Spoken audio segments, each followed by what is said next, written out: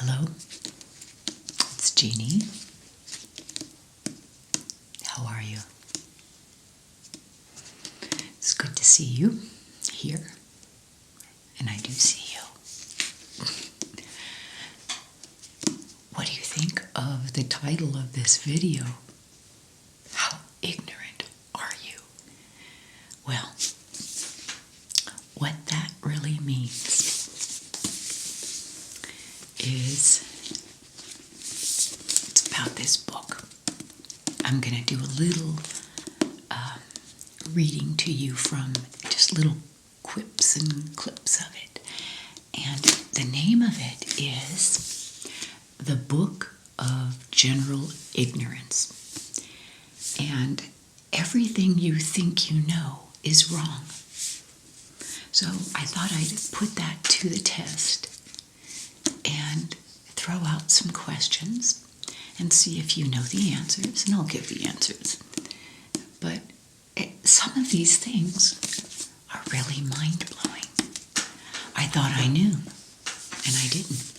So apparently I'm quite ignorant. As I read through and leaf through this, you can just put this on in the background and just let it go, blah, blah, blah. And you can relax. Maybe you can study. Maybe you can rest. Maybe your pets will fall asleep. Who was it? Susan sent me a picture of her cat who curls up to the monitor when I'm on and the cat falls asleep. That's how boring I am. No, that's how comforting my voice is. I know. And if that helps you get to sleep or relax, then I'm happy for it. Many of you have said that I remind you of a grandma. Possibly a mother as well, but the grandma stories really touch my heart. And there are a couple of you who call me all kinds of Nana names, you know, hey Nana, how are you? Or hey Grandma. And I saw one other person say, hey, maybe don't call her that. It might hurt her feelings. It's like, nope, I love that name. I love any kind of grandma term of endearment. So that's fine. Just wanted to clear that up. And I'd love to ask you something with regard to grandmas. If you are a foreign speaker where English is not your native tongue, your mother tongue, in your mother tongue, what is grandma? How do you say grandma? I know Oma, Opa, for German and Dutch. But tell me some others. I would just love to hear those, if you would. So, I'd appreciate that. So now, I'm just going to go through and pull out a couple questions from this book. The Book of General Ignorance. I love that title. Everything You Think You Know Is Wrong by John Lloyd and John Mitchinson. And I don't know where I got this book. I just don't remember. It was in our library, and we've got so many books. And some books I would pick up at garage sales, or I love the library sales where you buy a bag of books for $5. Every book you can stuff in there for $5. And then typically on the last day, they'll say 2 or 3 bags for $5. I love those. And so I'll bring home the most random books. So anyway, let's start. Okay. I don't think I can do this without my glasses. So So I've already flipped through. I've done a lot of reading of this book. It's the kind of book you don't have to read cover to cover. You can flip through. So I did a little of both. I didn't read it cover to cover, but I read some of it. So let me ask you one of the first questions. I hope I don't get too much glare. How's that? Is that I tabbed these. Where did Marco Polo come from? So for some reason, I thought Marco Polo was from Italy. I can't tell you what grade, that was taught or with. Anyway, that was my assumption. And it turns out he is from Cortula, Dalmatia, which is part of Croatia, the Croatian coastline. So I didn't know that. We will probably never know whether he really went to the Far East as a 17-year-old with his merchant uncles, or if he simply recorded the tales of the Silk Road traders who stopped off at their Black Sea trading post. Did he just acquire those tales? Let's see. Marco Polo is also supposed to have brought pasta and ice cream to Italy. But in fact, pasta was known in Arab countries in the 9th century, and dried macaroni is mentioned in Genoa in 1279, 25 years before Polo claims to have even returned. So, anyway, there we go. Marco Polo was from Croatia. Okay, the next tab I have is for, this is kind of a little play on words, I suppose. How many states of matter are there? And I would have thought that was easy: solid, liquid, and gas, right? Science 101. Well, it's actually more like 15, although the list grows almost daily. And here's our latest best effort. There's solid, amorphous solid, liquid, gas, plasma, superfluid, supersolid, degenerate matter, neutronium, strongly symmetric matter, weakly symmetric matter, quark-gluon plasma, from fermionic condensate, Bose-Einstein condensate, and strange matter. Strange matter. Wow. Okay, so we won't go into some of the long reading about all that, but okay.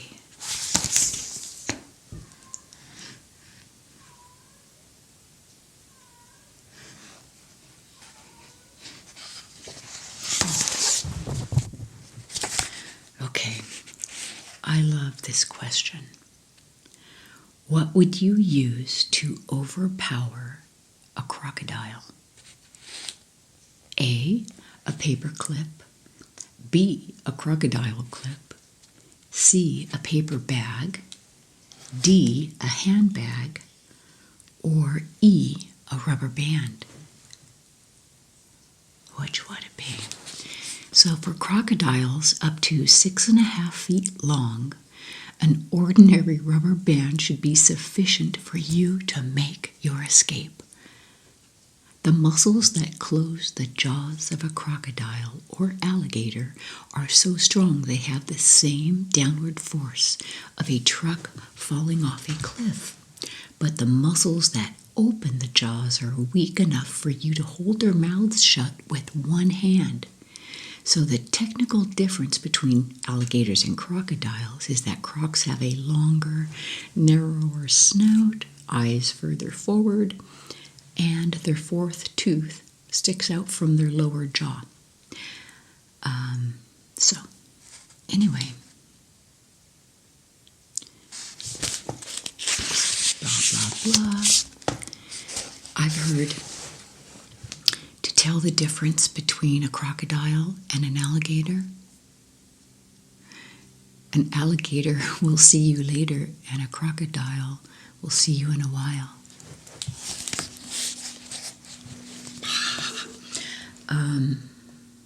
Anyway, so now you know how to fight off a crocodile. You get your hand and close it down on his snout and put a rubber band around it. Okay.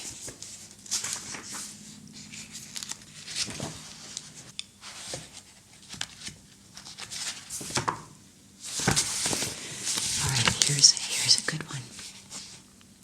What is the most dangerous animal that has ever lived? Whoa. I was thinking before I saw this answer, like a hippopotamus. I heard hippopotamus kill a lot of people. So here's the answer. Half the human beings who have ever died, perhaps as many as 45 billion, have been killed by female mosquitoes. The males only bite plants. Mosquitoes carry more than 100 potentially fatal diseases, including malaria, yellow fever, dengue fever, encephalitis, elephantiasis. Even today, they kill one person every 12 seconds. Wow. Okay. Now, I wouldn't have called them an animal, but okay. So, it's kind of tricky there. It's kind of a tricky. All right, here's another one. And I thought I knew the answer to this, so clearly I'm very ignorant. What were George Washington's false teeth made from? I would have said wood. I heard he had wooden teeth. And the answer is it's mostly hippopotamus. He was a martyr to his teeth. So, according to John Adams, he lost them because he used them to crack Brazil nuts. Modern historians suggest it was probably the mercury oxide he was given to treat illnesses such as smallpox and malaria. He lost his first tooth when he was 22 and only had one left by the time he was president. He had several sets of false teeth made. So it was the set made when he became president was carved from hippopotamus and elephant ivory together with gold springs. Wow. The hippo ivory was used for the plate into which real human teeth and also bits of horses' and donkeys' teeth were inserted. Dental problems left Washington in constant discomfort. So for that he took laudanum. And this distress is apparent in many of his portraits of him painted while he was in office, including the one from the $1 bill. So I think he was just in pain a lot. So, okay, hippopotamus. Okay, here's another question. What did Buffalo Bill do to buffaloes in order to get that name? Nothing. There are no buffaloes in North America. However, he did kill a lot of bison, 4,280 of them in fewer than 18 months. So, my husband's from Montana, and so we go up there quite a bit, and So I knew they aren't buffalo, they're bison. But people call them buffalo. So, okay, here's another one. Who invented rubber boots? Rubber boots? A. Amazonian Indians. B. The Duke of Wellington, Wellies. C. Charles Goodyear. D. Charles McIntosh. And the answer is Amazonian Indians. They have been making instant gum boots since time immemorial by standing knee-deep in liquid latex until it dries. The boots designed for and named after the Duke of Wellington were made of leather. The first rubber boots didn't appear until 1851. So now you know. I like that information. Okay. Let's go to another one. Which animal buries its head in the sand?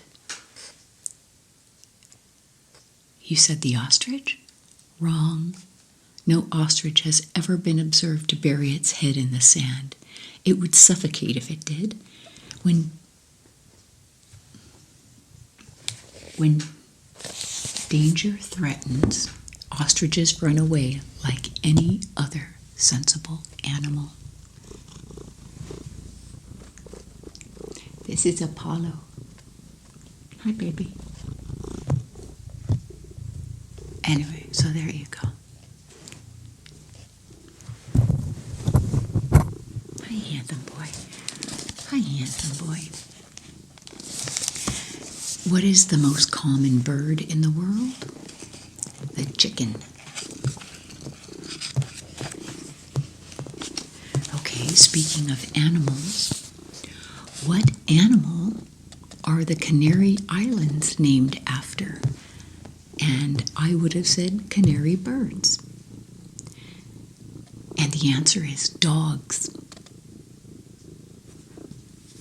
The archipelago gets its name from the Latin name for the largest of the islands, which was Insula Canaria, which means Isle of Dogs, after the large number of dogs that were there, both wild and domesticated.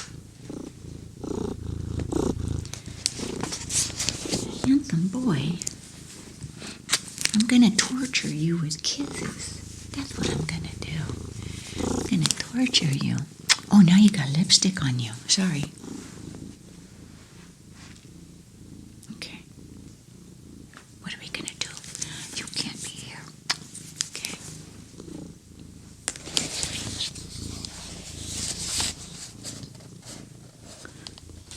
Okay. The next question is,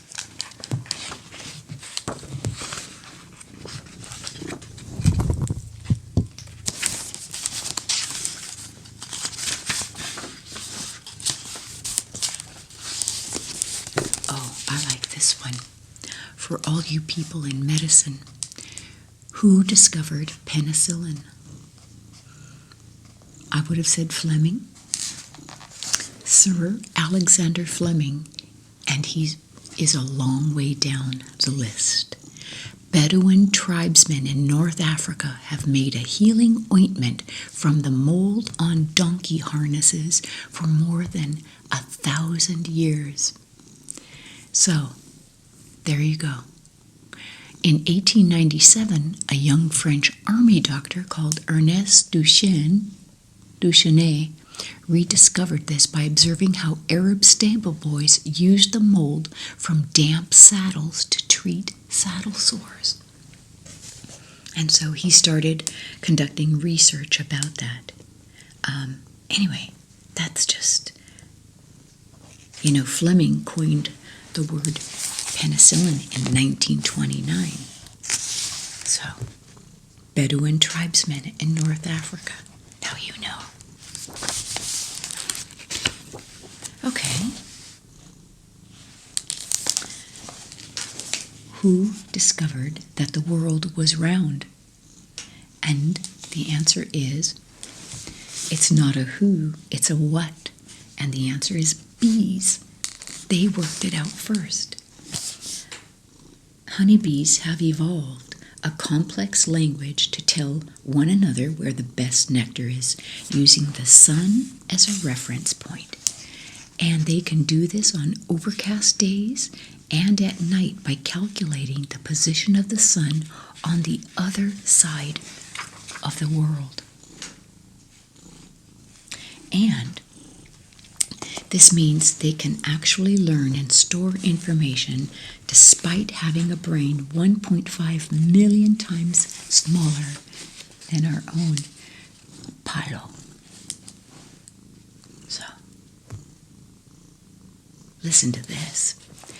A bee's brain has about 950,000 neurons. A human brain has between 100 and 200 billion.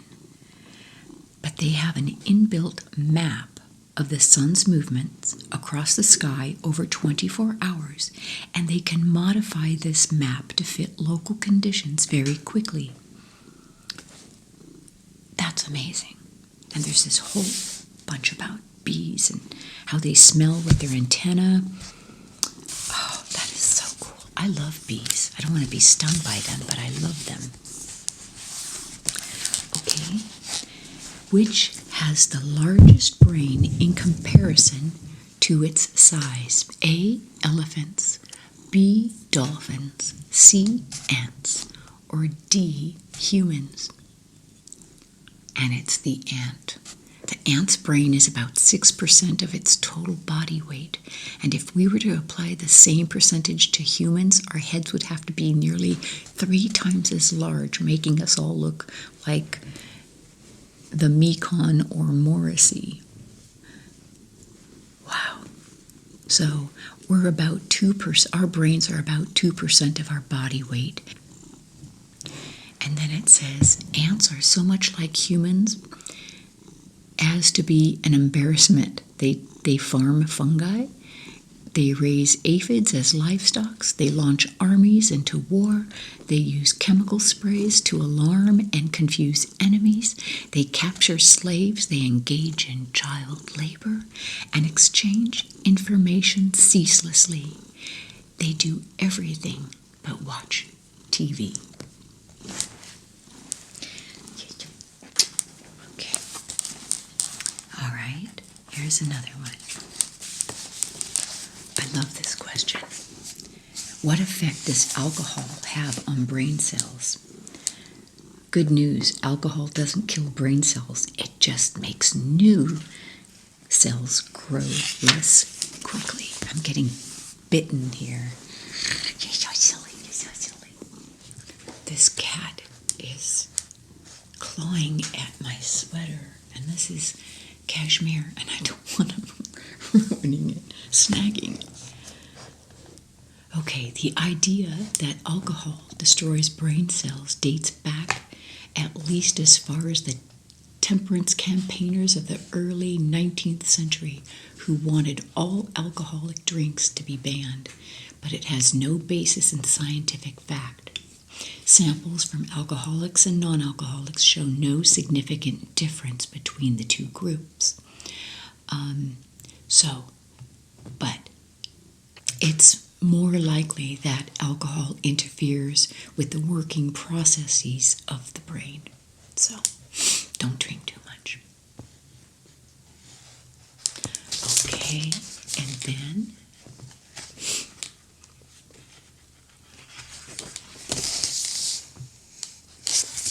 what did Captain Cook give his men to cure scurvy? Now, I always heard limes. And so the options are limes, lemons, sauerkraut, or rum and blackcurrant. Well, Captain Cook never carried fresh limes or lemons aboard his ships. The closest he got to a remedy was barrels of sauerkraut and a concentrated fruit juice mixture called Rob. Both had been boiled to preserve them on the long voyage, and so they had lost most of their vitamin C content.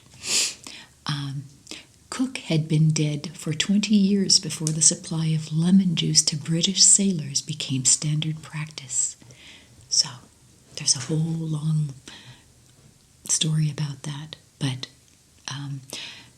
by the 1850s, lemons were being replaced by limes for economic reasons, and scurvy returned with a vengeance.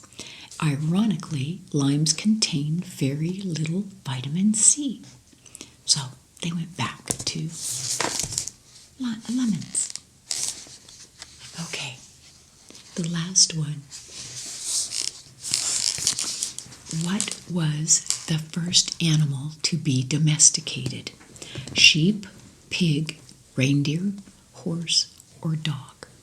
Now, I would have picked dog, possibly horse, just for help, And around 14,000 years ago, Paleolithic hunter-gatherers, or what is now the Russian-Mongolian border, on what is now the Russian-Mongolian border, learned to lure reindeer away from their huge migratory groups, and they bred them to create their own small herds. And so reindeer were like walking corner shops. They offered meat, milk, and fur for clothing. So they trained dogs around the same time, and the dogs helped them domesticate the reindeer. But anyway, reindeer is what this book says.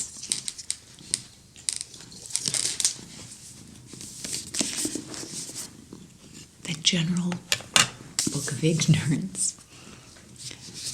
In flipping through this book and looking at the questions, I'm not sure I got even one correct, either because it was just something that I had been, a rumor, or, what you always hear, or it was a little play on words. There was one asking about how many states in, the United States, and you want to say 50. Well, 4 of them are actually commonwealths. So, like Virginia, the Commonwealth of Virginia. Little trivia, things like that. So I've got this boy who wanted to be a part of this video because they like it when I'm going blah, blah, blah. So he's a handsome boy. This is Palo Wallo. His real name is Apollo, but we call him Palo.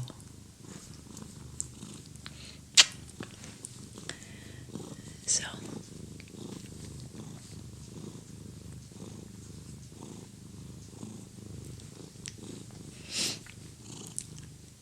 purring is an amazing ASMR sound, isn't it? Let's see if I can get him purring.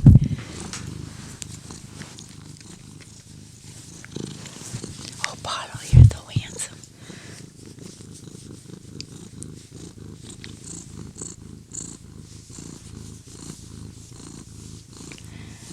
Apollo loves his belly rubbed.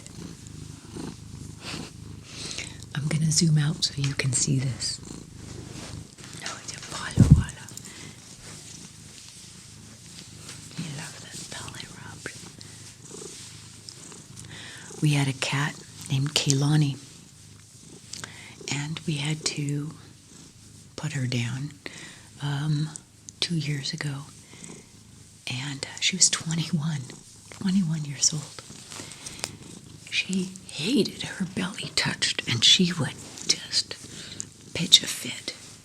But Paulo loves it. He loves his belly rubbed. He's got such a handsome belly. So, we're going to sign off of this slightly chaotic video. And this is why I put a lock on the doors, but then they just pound on them and meow, so sometimes it's not even worth it. Just let them in. So now I'm going to have fur everywhere, It's all over my mouth, nose, but that's okay.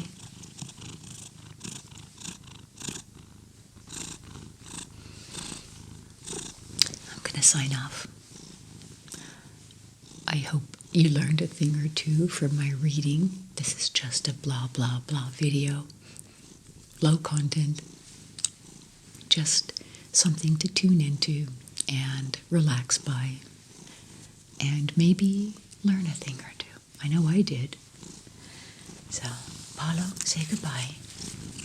Say goodbye. Say goodbye. He's a limp ragamuffin. He's just a handsome boy. Be well. Take care. And I'll see you in the next video. Bye for now. He's a handsome boy. He's such a handsome boy.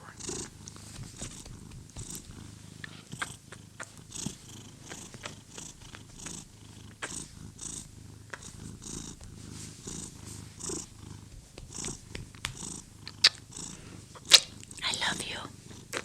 I could kiss you all day.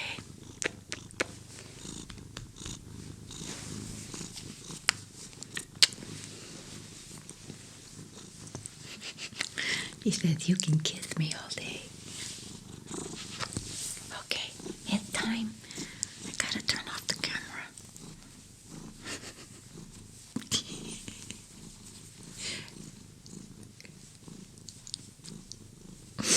Do the Macarena.